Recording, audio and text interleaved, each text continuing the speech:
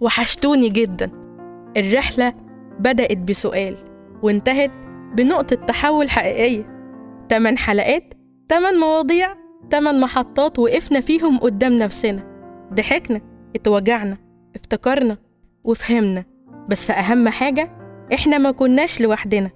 أنا وإنت وكل شخص سمع كلمة وعلقت جواه كنا بنعدي سوا. النهاردة مش حلقة عادية، النهاردة نقطة، بس مش نهاية، دي نقطة تحول لبداية جديدة. تعالوا نراجع حلقاتنا سوا. أول حلقة كانت التنمر مش هزار، فهمنا أشكاله وتأثيره، اتكلمنا عن قوتنا في المواجهة. حلقتنا التانية كانت ضغط الأهل، حب ولا سيطرة؟ عرفنا الفرق بين الخوف علينا والسيطرة علينا، وإزاي نتكلم مع أهلنا بوعي واحترام. في حلقتنا التالتة زهقان ومش قادر أذاكر، اكتشفنا إن الملل مش ضعف، لكن علامة إننا محتاجين نغير الطريقة، مش نحكم على نفسنا. في الحلقة الرابعة هو أنا ضعيف، قلنا إن الصحة النفسية مش رفاهية، وإن طلب المساعدة مش عيب. في الحلقة الخامسة اللي كانت مهمة جدا بالنسبة لكم، حياتي مش فلتر، وقفنا مقارنة وبدأنا نشوف نفسنا بعيوبنا إحنا. في حلقتنا السادسة مش كل حب ينفع، فهمنا الفرق بين التعلق والحب، اتعلمنا نحب بوعي ونسيب اللي بيأذينا. في حلقتنا السابعة كانت كفاية جلد ذات، اتصالحنا مع نفسنا وسامحناها، وتعلمنا إننا مش أغلطنا.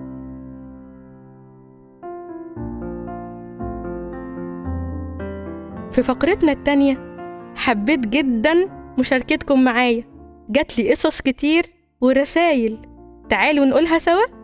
في الحلقات اللي فاتت حكيت لكم قصص كتير، بس المرة دي انتم حكيتولي، دي رسايلكم وحكاياتكم اللي وصلتني من كل مكان وكنت مبسوطة بيها قوي. في رسالة جاتلي من دينا بعد حلقة هو أنا ضعيف، قالت لي أنا كنت بعتبر البكا ضعف، النهاردة بكيت وأنا فخورة لأني بدأت أعترف بمشاعري بدل ما أهرب منها. رسالة بسيطة بس فرقت كتير. عبد العزيز قال بعد حلقة مش كل حب ينفع، أنا أول مرة أسمع بودكاست بس حسيت حد فهمني وإني مش لوحدي، وده بالظبط كان هدفي من البودكاست.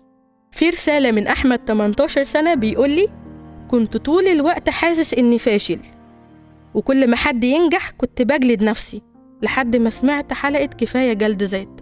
وقتها حسيت إني مش لوحدي، وإن اللي بحسه طبيعي، بس محتاجة أتعلم أكون أحن على نفسي. جات لنا رسالة من روان 21 سنة بتقول أنا كنت مدمنة مقارنة، كل يوم بصور الناس على إنستا، كنت حاسة حياتي ما فيهاش حاجة حلوة، بس لما سمعت حياتي مش فلتر بدأت أفلتر أنا بتابع مين.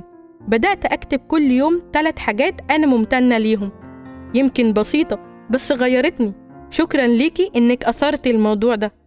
الرسالة التالتة جات لي من فهد 23 سنة، قال لي أنا شخصيتي مش اجتماعية، أكاد أكون انطوائي، كنت دايما بحس إني أقل. حلقة هو أنا ضعيف خلتني أشوف إن قوتي في هدوئي، بدأت أحب نفسي زي ما أنا، بدأت أتكلم مع الناس القريبين مني من غير خوف إني أبان ضعيف.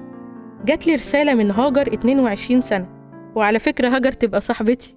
وقت ما كنت تايهة ومش عارفة أذاكر، حلقة أنا زهقان ومش قادر أذاكر ساعدتني أفهم إن الزهق مش ضعف، وإن أوقات الضغط طبيعي. جربت نصايح التنظيم اللي قلتيها، والمذاكرة بقت أسهل وأهدى. ادعيلي بالنجاح، أجلت الدراسة كتير وعندي إصرار أكمل وأنجح. بسطتيني قوي يا هاجر. رسالة 5 جات لي من يوسف 22 سنة، قال لي أنا كنت بحب بجد، اتعلقت بحد مش مناسب. حلقة مش كل حب ينفع جات لي وأنا بعيط، حسيت إنك بتحكي حكايتي. بعد الحلقة دي أخدت قرار إن الحب يبدأ من جوايا أنا الأول مش من بره. مريم 20 سنة من المغرب كانت بتتكلم عن حلقة ضغط الأهل، حب ولا سيطرة. قالت لي فتحت عيني على حاجات كتير، فهمت إني لازم أتكلم عن احتياجاتي وإن الحب مش تحكم. كلمت ماما بصراحة لأول مرة وبدأنا نتقرب من بعض، شكرا ليكي. آخر رسالة جات لي كانت من مصطفى 25 سنة. مصطفى كان بيقول لي كل حلقة من البودكاست كانت بالنسبة لي مراية، شفت نفسي في حاجات كتير، بدأت أكتب مشاعري وأسجل تقدماتي، حتى لو كانت بسيطة. شكرا إنك كنت الصوت اللي بيطبطب علينا كل أسبوع.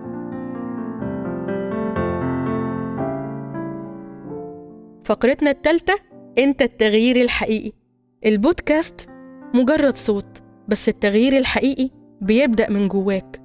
كل فكرة سمعناها لو دخلت قلبك يبقى أنت بدأت تبني نسختك الجديدة، نسخة بتعرف تقف وتقول أنا مش لازم أفضل زي ما أنا أقدر أبدأ من جديد.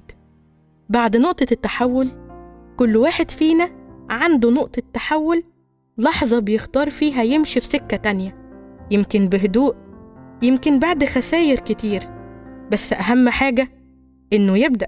لو وصلت معايا لهنا فأنت مستعد تبص للمراية وتقول أنا عديت حاجات كتير ولسه عندي أمل أكتر.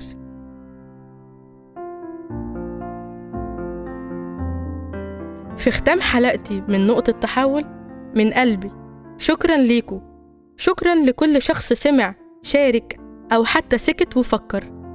نقطة تحول مش مجرد بودكاست، ده مساحة نرجع فيها لنفسنا ونكمل. لو حسيت إن في مواضيع محتاجين نكمل فيها أو حابب تشاركنا قصتك، ابعت لنا على صفحتنا على الانستجرام mindmind1515 أو فيسبوك بالعربي ربع ساعة عقل معنانا جمال. سؤالي الأخير ليك، إيه كانت نقطتك أنت؟ لحظة غيرتك أو فتحت عينيك؟ مستنية ردودكم، ونتقابل قريب في موسم جديد أو في نقطة تحول تانية جوانا كلنا. سلام مؤقت.